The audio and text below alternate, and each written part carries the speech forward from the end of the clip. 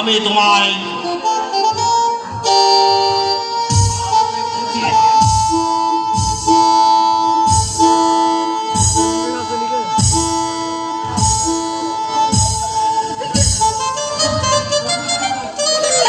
চলে গেল আমার এখনো মাথায় বাঁধল না।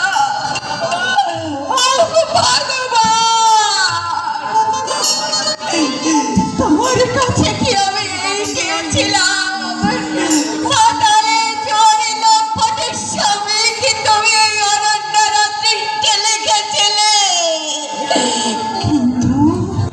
কিন্তু কেন কেন ভগবান কেন?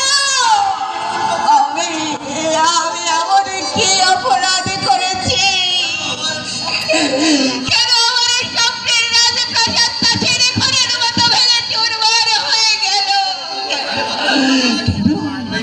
কেন আমার নৈবেদ্যের ডালা আজ পথের ধুলায় কড়াকড়ি খাচ্ছে?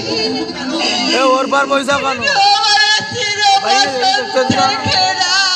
ওর বার পয়সা আপনি বুঝা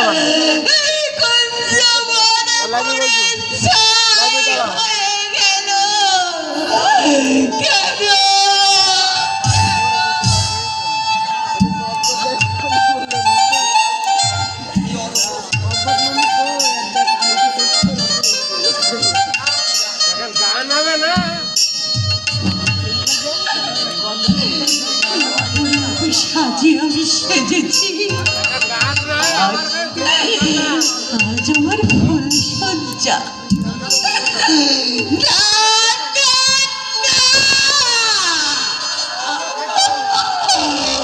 আজ আমার ফুল সজ্জা নয়, আজ আমার কণ্ঠকে সজ্জা।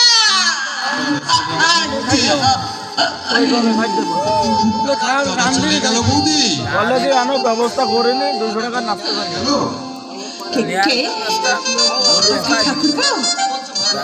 কি বলছো ভাই?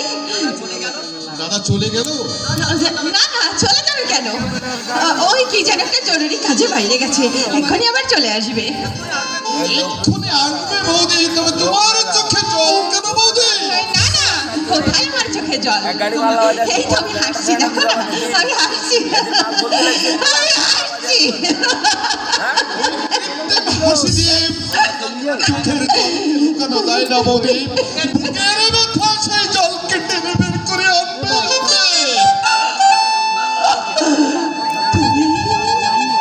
তুমি ঘুমাতে যাও ভাই।